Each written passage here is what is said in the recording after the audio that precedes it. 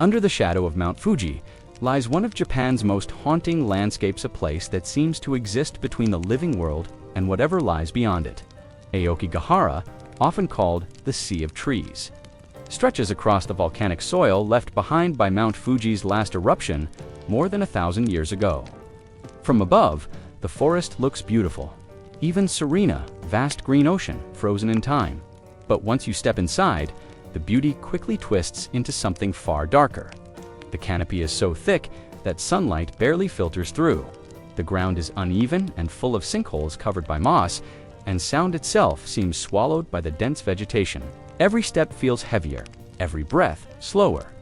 It is here, among these silent trees, that countless people have come to make their final decision. The forest's eerie quiet isn't just imagination. The volcanic rock beneath the forest floor is rich in magnetic iron, which disrupts compasses and makes navigation nearly impossible. Even experienced hikers can become disoriented in minutes. With no clear path and few sounds of wildlife, the forest feels otherworldly, detached from time and space. Travelers have described walking just a few meters off a main trail and instantly losing their sense of direction.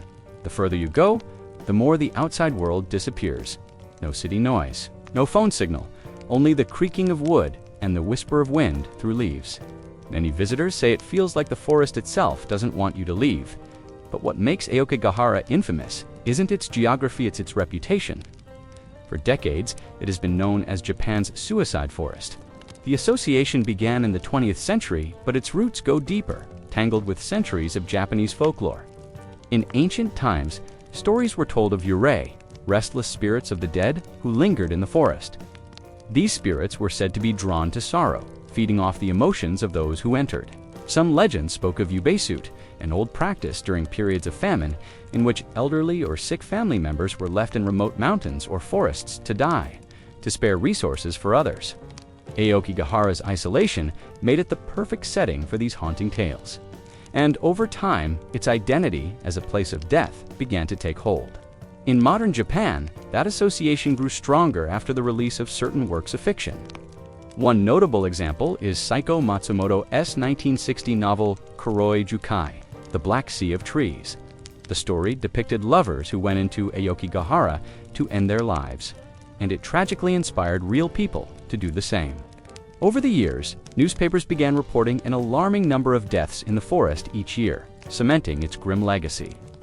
Authorities eventually stopped publishing exact figures, but locals and volunteers who conduct patrols still find personal belongings shoes neatly placed beside roots, tents abandoned in silence, and notes left behind. For many, these remnants serve as haunting proof of how the forest draws people in, not just physically, but emotionally. Despite its dark reputation, the forest remains strikingly beautiful. The mossy ground feels like a thick carpet, and vines climb ancient trunks that twist into the fog. It's a contrast that confuses the senses, the natural world at its most peaceful and yet most terrifying. You can hear the faint rustle of branches, but never a bird's call. Every sound feels amplified, like footsteps echoing behind you when no one is there. Those who venture deep inside describe seeing ribbons tied around trees' bright colors cutting through the darkness.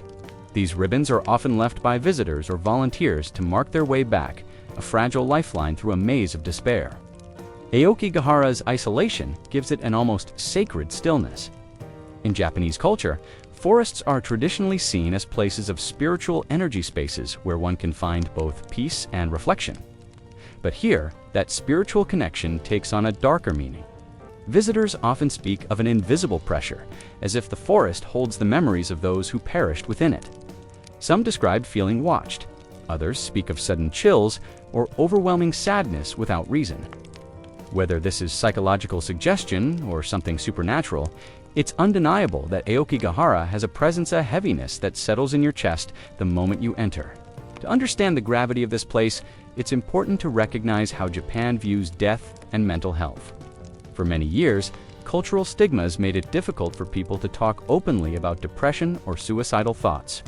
The forest became tragically space for those who felt they had nowhere else to go, a final refuge where they could disappear quietly. In response, authorities placed signs near the entrances urging visitors to think of their families and seek help. The signs carry messages written in soft but urgent tones, reminding people that life is precious and that there is always a reason to continue living. Patrols now roam regularly, looking for anyone who might still be alive among the trees, hoping to bring them back to safety before it's too late. Yet, even with these efforts, the forest's reputation endures. It's not uncommon for tourists to visit, driven by curiosity, fascination, or morbid intrigue. Some go to take photographs, others to experience the eerie atmosphere firsthand. But those who enter without respect often leave shaken. The silence, the sense of being completely alone, it's a kind of confrontation few are prepared for. The deeper you go, the more you feel cut off from the living world, as though Aokigahara is testing your resolve. It is said that once you step far enough into its depths, the forest doesn't just surround you, it consumes you. And yet, there is something profoundly human about this place. Beneath the horror and tragedy lies a message about despair, empathy, and the weight of unspoken suffering. The forest isn't evil. It reflects what people bring into it. For some, it's a place of peace. For others, it's a mirror that shows the darkest corners of the human heart. The trees stand silently, bearing witness to thousands of untold stories, the air thick with memory and loss. The Aokigahara forest is a reminder of how thin the line can be between beauty and horror, between solace and despair. It is both a masterpiece of nature and a monument to human pain. Every step taken within its boundaries feels like walking through someone's memoria. Step through sorrow made visible in branches and shadow, and somewhere beneath that eternal canopy lies the whisper of every choice made there. If you want to uncover more dark places where history and horror intertwine, make sure to like, comment, and subscribe to Belmoze, where we explore the world's most haunting truths, one shadow at a time. They say history doesn't fade, it lingers, and sometimes it seeps into the soil. Aokigahara's reputation didn't begin in the modern age. Its darkness has roots that go back centuries to the quiet suffering of old Japan. One of the earliest and most haunting stories tied to the forest connects it to a rumored practice known as ubezut. In times of extreme famine or hardship, when food was scarce and mouths too many to feed, it was said that some families would carry their elderly or sick deep into the mountains and leave them to die, a tragic act of survival cloaked in sorrow. While historians still debate how widespread this practice truly was, the legend of ubezut left a scar on Japan's cultural memory, and Aokigahara became one of the places whispered about in that dark tale. Imagine the scene centuries ago, the air cold, thin, and quiet. A family climbs the slope of the forest, carrying their frail grandmother or sickly relative, their steps heavy, not from the journey, but from guilt. When they reach deep enough into the woods that no sound of the village can be heard, they stop. The wind barely moves the trees, and the silence is suffocating. A bowl of rice or a small blanket is left behind, a final futile comfort. Then they walk away, each step echoing a decision they will never forget. The person left behind sits in stillness, surrounded by the endless maze of trees. Days pass, the forest swallows their cries. It's impossible to say whether this exact ritual truly occurred within Aokigahara's boundaries. But stories like this have defined how generations viewed the forest. It became a symbol not just of nature's power, but of the emotional burden of despair. Over time, the forest grew into something more than just a physical place. It became a mirror for human suffering. People began to say that the trees themselves absorbed pain, that the air carried the weight of centuries of grief. Some even claimed that the forest was cursed, that those who entered with sorrow in their hearts would never find their way back. The volcanic soil of Aokigahara only adds to its strange, otherworldly feel.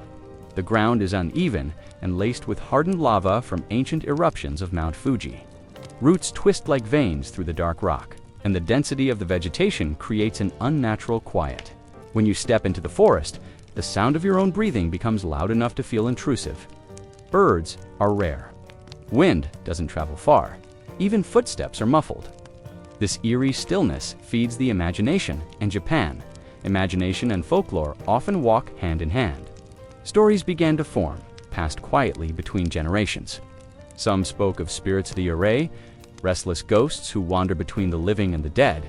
These are souls unable to find peace, often bound to the location of their suffering.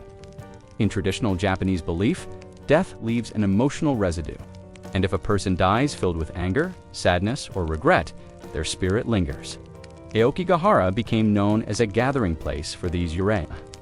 Travelers would claim to see faint white figures drifting between the trees at dusk, or hear distant whispers when the air was still. Sometimes offerings of food, coins, or incense would be found deep in the forest okens left behind by those trying to appease the spirits or seek their forgiveness. In local tales, the yurei of Aokigahara are often described as silent and sorrowful, not vengeful. They wander endlessly, searching for warmth that never returns. Lanterns flicker in places where no people walk. Voices call out softly, mimicking loved ones, luring wanderers deeper into the maze of trees. While modern visitors may not believe in ghosts, those who have entered the forest alone often describe the same feeling: an unshakable presence, a pressure in the chest, as if something unseen is watching. This emotional and supernatural weight is what makes Aokigahara so much more than a stretch of land. It's not just a forest eats, a memory that never dies. When people talk about it today, they often do so with the tone reserved for sacred ground, a mixture of fear and respect. It has become a place where the boundaries between folklore and reality blur. Even the authorities treat it carefully, placing signs near the trails urging visitors to value their lives, to reconsider their decisions, to turn back. These signs are reminders that the forest still carries the echoes of its past, echoes of abandonment, of despair, of choices made when hope had run dry. In Japanese culture, where respect for ancestors and spirits is deeply ingrained, Aokigahara's legend stands as a somber warning. It tells of how easily sorrow can take root and grow into something larger than life. The same trees that provide shelter and beauty also stand witness to human pain. The same silence that brings peace can also become unbearable when filled with regret. When you walk into Aokigahara, you not just walking into nature, you walking into a story that has existed for hundreds of years. A story that started with survival and ended with superstition. A story that reflects a side of humanity we often wish to ignore. The connection to Ubeijut may remain a mystery, whether it happened here or was only imagined, but that's not what truly matters. What matters is how the story shaped the way people see this forest. It gave the sea of trees an identity that no modern explanation could erase. It became a living metaphor for despair, where the silence of the trees hides more than just secrets. It hides sorrow passed from one generation to the next. Aokigahara's history shows how legends and grief can fuse into something hauntingly real. It reminds us that places hold memory, and memory, in turn, can haunt a place. The forest dosanti just stand beneath Mount Fuji. It stands as a symbol of what happens when nature, myth, and human suffering intertwine in ways that time can never completely heal. There's something almost too still about Aokigahara. The deeper you walk into its heart, the air itself seems to change. The sunlight fades between the overlapping branches, and every step begins to sound like an intrusion. It's in this unnatural silence that people say you begin to feel them, the yurei, the restless dead of Japanese folklore, wandering between the trees. In Japanese tradition, yurei are spirits of those who have died with powerful emotions, still binding them to the world of the living. These emotions might be anger, sorrow, regret, or confusion. Unlike peaceful spirits that move on after death, yurei cannot. They are trapped, suspended between worlds, endlessly repeating the moment of their pain. The word itself breaks down into u, meaning faint or dim, and rei, meaning soul or spirit, a perfect description for what they are. Fading echoes that refuse to disappear. Aokigahara's reputation as a gathering place for these spirits is not just because of its silence or isolation, it's because of the grief that has accumulated there over time. People who enter the forest with despair in their hearts are said to leave a part of their energy behind.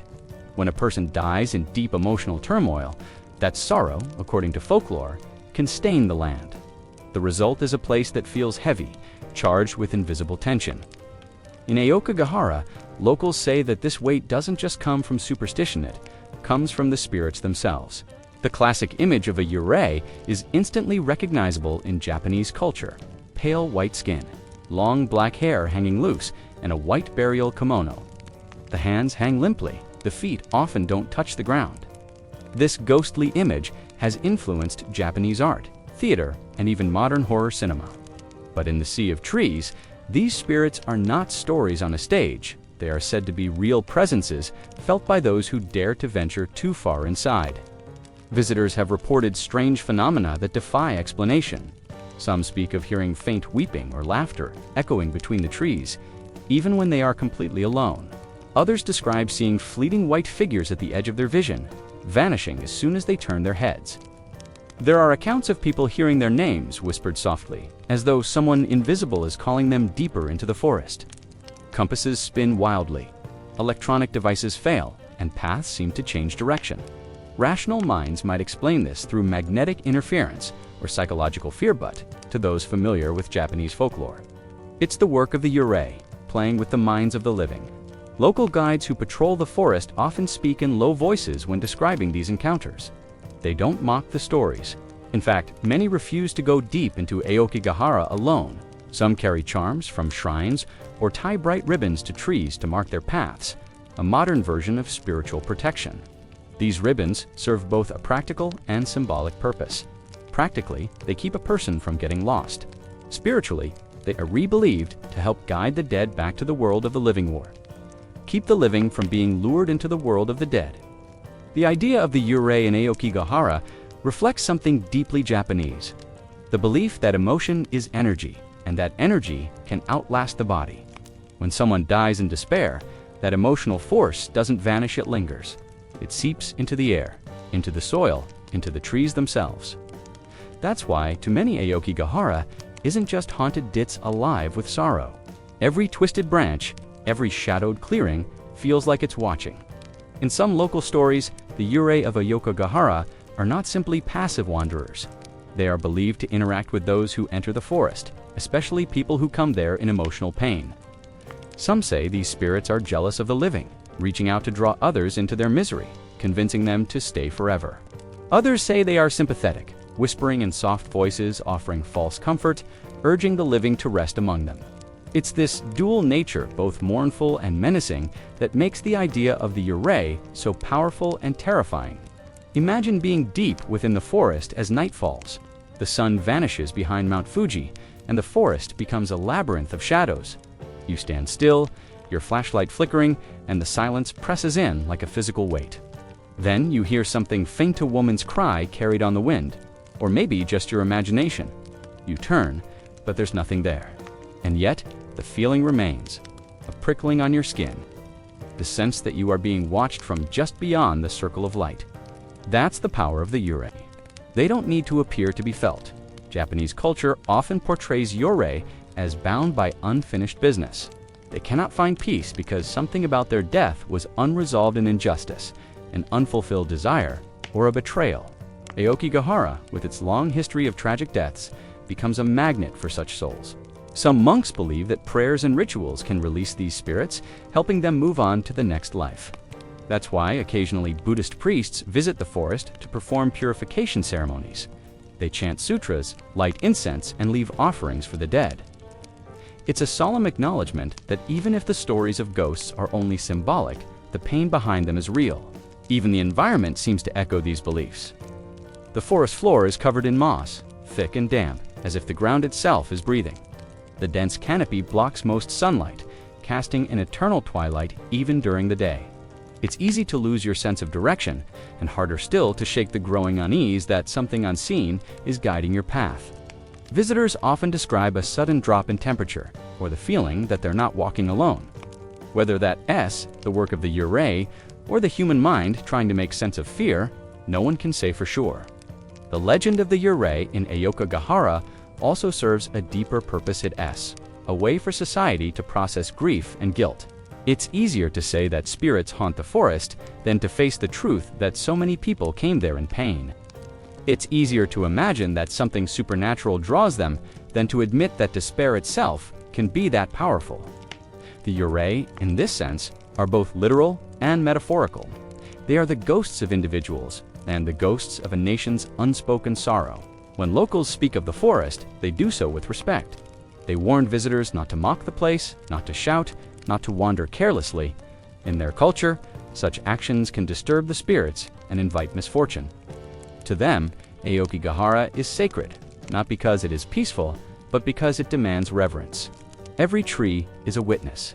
Every gust of wind carries voices of the past. The yurei are not there to frighten, they are reminders of the fragile line between life and despair. And so, the sea of trees continues to live up to its haunting reputation. It is a forest not just of nature, but of memory.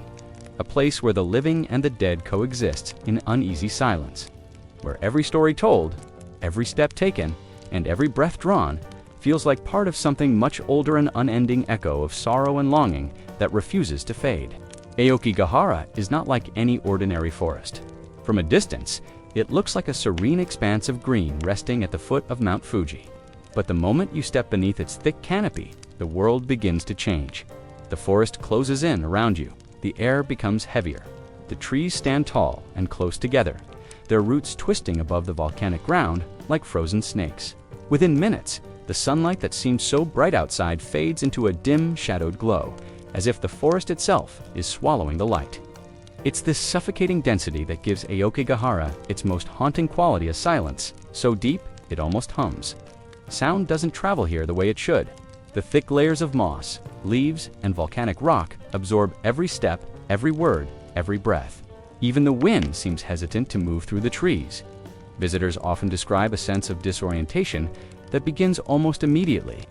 You start walking, and within moments, the path behind you looks unfamiliar.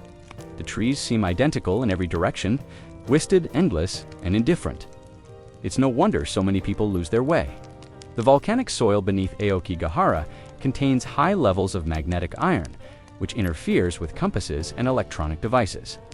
Tourists who wander in without guides often find their equipment malfunctioning, their GPS maps flickering uselessly. Some people have reported that even when they try to backtrack, they end up looping in circles, returning unknowingly to the same spot again and again. There's a strange logic to the forest. It feels alive, as if it wants you to forget where you came from. Local authorities have long recognized how dangerous Aokigahara can be, even for experienced hikers. There are trails marked with signs that urge visitors to stay on the path. Some of the messages are direct pleas. Your life is a precious gift. Please reconsider. Others are warnings. Do not leave the path. You will get lost. These signs aren't exaggerations. They are grim reminders of what happens when people ignore them. Off the trails, Aokigahara becomes a labyrinth that can disorient even the most prepared. The trees grow in tangled clusters, the ground is uneven, and landmarks are nearly impossible to identify. Every tree, every rock, every turn looks exactly the same. Because of this, those who enter the forest for research or rescue missions often bring rolls of bright plastic tape or rope to mark their way. You can sometimes find these ribbons tied to branches, fluttering softly in the still air. They look almost out of place, thin lines of color against the deep green and brown of the forest. But they are lifelines. Without them, even trained professionals can vanish within minutes. Some ribbons stop abruptly, ending in silence, leaving you to wonder whether the person who tied them ever found their way out. The forest's density is not just physical light, plays with the human mind. The moment you realize you are alone, far from any road or voice, your sense of direction starts to decay. The silence amplifies your thoughts until they echo louder than the world around you. You start to imagine movement in the shadows, a crackle of leaves that wasn't your step, a whisper of wind that almost sounds like breathing. In this quiet, even your heartbeat can sound foreign. The forest seems to listen. Imagine standing in that silence. No birds, no insects, no distant hum of cars or civilization, just your own breathing and the faint creak of branches above. The deeper you go, the more the outside world ceases to exist. Time stretches. The forest becomes endless. It's easy to understand how fear can take hold, not the kind of fear that makes you run, but the kind that seeps into your thoughts and convinces you that you may never leave. Hikers who have been rescued from Aokigahara often describe the experience as disorienting in ways they didn't expect. Some say their sense of north and south vanished entirely. Others recall following a trail for hours, only to realize they had been moving in circles. Even the air seems to confuse the senses. It's dense and still, carrying no clear direction of sound or scent. Without the sun breaking through the canopy, it's nearly impossible to tell what time of day it is. You might walk for what feels like an hour and discover that the light hasn't changed at all. At certain depths, you may come across signs of human presence, rusted belongings, faded tents, or even weathered clothing. These fragments tell quiet stories of those who came here and never returned. Authorities conduct regular sweeps to recover bodies or remove such remnants, but the forest is vast and many are never found. In some places, the earth itself seems to reclaim what's left behind, covering traces of tragedy with layers of moss and roots. The terrain of Aokigahara only deepens its eerie nature. Beneath the forest floor lies hardened lava from ancient eruptions of Mount Fuji. The ground is uneven, filled with sharp ridges, hidden pits, and hollow spaces. Sound behaves strangely over this terrain. It's absorbed, deflected, and sometimes distorted. You might call out and hear your own voice return in a faint, delayed echo, as if the forest is mocking you. This unpredictable landscape adds to the sense of being trapped in a living maze, one that shifts and confuses with every step. Even during daylight, the forest's atmosphere feels unnatural. The canopy is so thick that sunlight filters through only in narrow beams, creating the illusion of perpetual twilight. The air feels colder and damper than it should, and visibility can drop quickly. Especially when fog rolls in from Mount Fuji, that mist wraps around the trees, obscuring everything, until even a few meters ahead becomes a blur of gray and green. Many explorers describe the sensation of walking inside a dream one that can turn into a nightmare at any moment. For the locals, Aokigahara's treacherous nature has become a blend of scientific fact and spiritual warning. They know the magnetic interference is real, that the density of the forest makes it nearly impossible to navigate. But they also speak of the Kamaida spirits that inhabit natural places. In their eyes, getting lost in Aokigahara isn't just a matter of geography. It's about crossing into a realm where the living and the dead overlap. Some believe that once you lose your bearings, it's not simply because of the trees or the soil, but because the forest itself has decided to keep you. The forest floor is littered with roots that rise like veins from the ground. They twist and coil, forcing you to watch your step carefully. One misstep could send you tumbling into a hidden crevice or down a sharp slope. Even the act of moving through the forest feels deliberate, like the place demands respect. People who have entered Aokigahara often describe a growing sense of paranoia the longer they stay. The silence becomes a kind of pressure. The forest feels endless, and the realization that no one would hear you if you screamed is enough to unsettle even the bravest. Aokigahara's natural labyrinth isn't just about confusion, it's about confrontation. When all sounds fade and all paths disappear, you are left alone with your thoughts. The forest forces you to face yourself, your fears, and your memories. It strips away distraction until only the raw, echoing silence remains. That, perhaps, is what makes it so terrifying. It doesn't chase you, it waits. This quiet, this stillness, and this sense of being swallowed by nature are what make Aokigahara one of the most unsettling places on Earth. It's not haunted in the traditional sense. It's haunted by its own silence, its own design. Every step deeper into that tangled maze feels like walking further away from reality itself, as if the forest is patiently teaching you that in its world, time, direction, and even the will to leave can vanish like mist among the trees. There are few places in the world that carry the same quiet weight as Aokigahara. It is beautiful in its stillness, breathtaking in its natural form, but that same silence has come to represent something far more tragic. Over time, the forest has become a destination for those who have given up on life. A grim sanctuary where countless people have come to take their final steps. The same isolation that makes Aokigahara so peaceful also makes it the perfect place to disappear, hidden beneath the shadow of Mount Fuji. The forest has gained a reputation so infamous that it now stands as one of the darkest locations on Earth, the place where sorrow has taken physical form among the trees. But before we get to our end, if you want to uncover more dark places where history and horror intertwine, make sure to like, comment, and subscribe to Belmoze, where we explore the world's most haunting truths, one shadow at a time. The association between Aokigahara and suicide is not new. It began decades ago, but it grew stronger in the latter half of the 20th century. Some attribute the rise in deaths to popular culture. In 1960, a novel by Saiko Matsumoto titled Kuroi Jukai, The Black Sea of Trees, told the story of two lovers who end their lives together within the forest. That story, while fictional, struck a deep chord in the public imagination. and many who were already in despair saw the forest as a symbolic place to end their suffering. What began as myth became a grim reality by the 1970s and 1980s. Local authorities began to find more and more remains among the thick woods. Today, Aokigahara is often referred to as Japan's suicide forest. It is a title the country neither embraces nor can escape. Despite continuous efforts by the government and community to change the forest's image, its reputation has spread globally through documentaries, online videos, and whispered accounts from those who have visited. The problem isn't simply its history, it's the atmosphere itself. The forest offers a perfect illusion of isolation, an eternal quiet that seems to promise escape from the chaos of the world. For those struggling with mental anguish, Aokigahara represents a terrible form of final, permanent silence. Authorities have taken strong measures to prevent people from entering the forest with harmful intentions. Signs now stand at every major trailhead, written in Japanese and English. They are not warnings of danger like you would see in a normal forest. Instead, they are heartfelt pleas. Your life is precious. Think of your family. There is always help available. Talk before you decide. These messages are direct, emotional, and deeply human. They remind visitors that the forest is not a place to end life, but a place that has witnessed too much loss already. Volunteers regularly patrol the area, looking for people who appear lost, alone, or hesitant.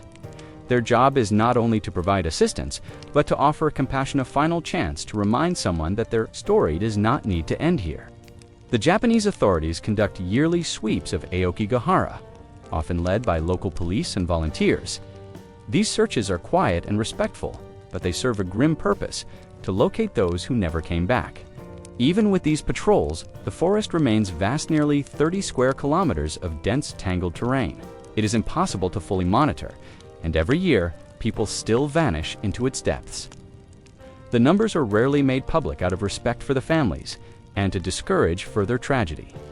But those who have taken part in these searches describe scenes that linger in their minds forever. They talk about finding tents, wallets, or notes left behind, signs that someone spent their final hours surrounded by silence. Locals describe the forest as having a kind of gravity. It pulls at the lost, the broken, and the hopeless. It's not supernatural, it's psychological. The silence, the remoteness, and the history all feed into one another, turning Aokigahara into a symbol. For those carrying unbearable emotional pain, the forest feels like the one place that understands them. That illusion has turned the sea of trees into a place of pilgrimage, where people travel not to find life, but to meet death. It's a painful truth that Japan has struggled to confront. But within that darkness, there are also people fighting quietly to bring light. Local mental health organizations have established helplines directly linked to signs posted in and around Aoki. Volunteers regularly replace the warning signs when they fade, ensuring that every new visitor sees them. Many who patrol the forest are not professionals. They're locals, hikers, or even relatives of those lost before, choosing to walk the trails in hope of saving someone else. Their presence, though small in the vastness of the forest, stands as a reminder that compassion still exists even in the world's darkest corners. Visitors who enter Aokigahara often describe a heavy feeling that settles over them long before they step inside. It's not fear, it's empathy.